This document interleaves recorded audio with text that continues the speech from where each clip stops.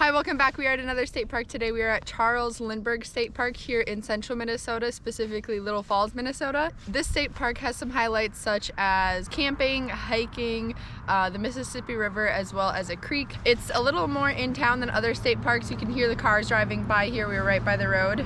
A special part about this state park is that it is partially in a wooded forest setting as well as partially in a prairie setting. So we're gonna head out, we're gonna do some hiking here and show you a little bit of what the hiking is like.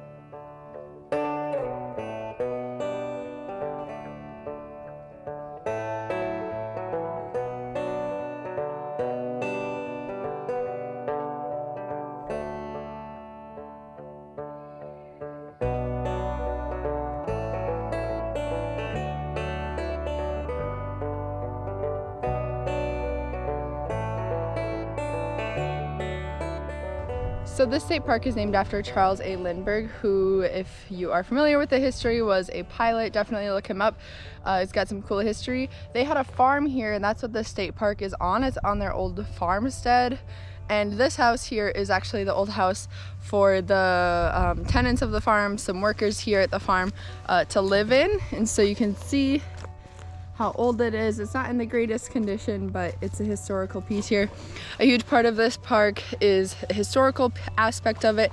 You could also hike out to see the place where Charles would land and take off, his airplane landing strip. This state park is known to be a little bit buggy, so the best times to visit are in early spring or late fall. Although I have heard of people coming here all summer long and really enjoying it. Fun fact, I actually used to live pretty close to the state park, and I would come here and go for runs during the summer, and I never had too much trouble with bugs, but I was running, so it protects you a little bit maybe from the bugs, but something to keep in mind. Lindbergh State Park has about 8 miles in hiking trails. The trails tend to meander along the creek and into the forest. There are some trails that go up into the prairie, and I think I'm just gonna see where the trails take me today and kind of just check it out and show you some of the different landscapes, what it looks like here.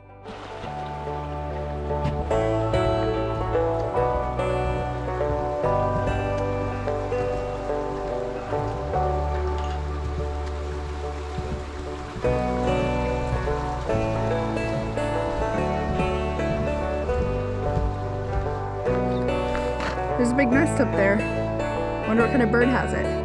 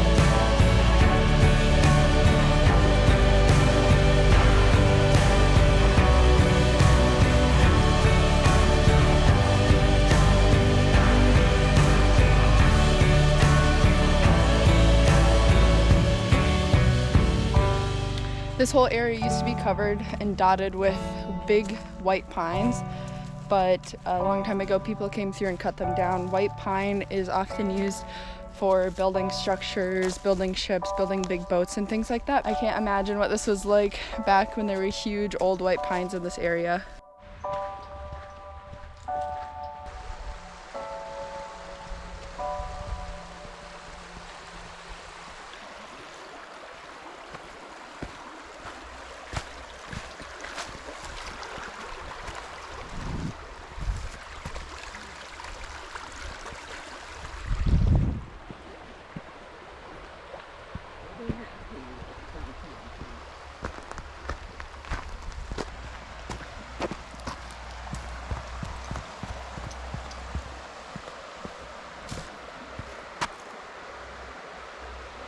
This pine tree back here is a white pine, and I went and found some pine needles on the ground by it, so I didn't pluck this off of the tree, but you can tell it's a white pine if you look. There are little clusters here. One of these clusters of needles. Grab this guy right here, and then you look at the needles and count them. So this needle cluster has 5 needles, you can see here, and the 2 are kind of stuck together, but there are 5 needles in this cluster, and there are 5 letters in the word white, so that's how you can remember it. This is a white pine needle cluster. They're usually longer needles, and the tree you can see right here, they grow to be pretty tall. And again, a lot of them were logged in the area, so it's nice to see that there are still a few around. I'm going to put this back where I found it. I just wanted to show you how to tell which ones were white pines. We've got a few white pines here. They're so tall.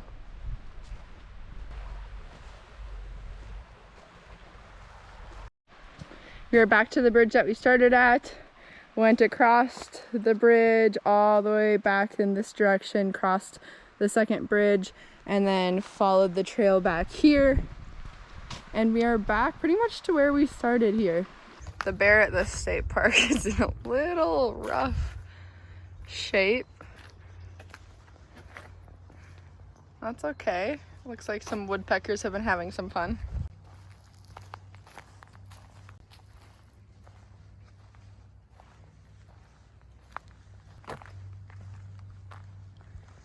This is the old water tower that they used in the earlier 1900s. They've closed it down since, and now they use the water in the city here in Little Falls. And then right next to me, we actually have a structure that is oftentimes used for events or family get-togethers. So parking is right over there, and you can hop around here, check out the different things in this area where the volleyball net is, the swings, a slide, some picnic area. There's a map here where you can see we are here, and all of these are all different hiking trails that you can do. There are a couple places where there's footbridges that cross over the creek.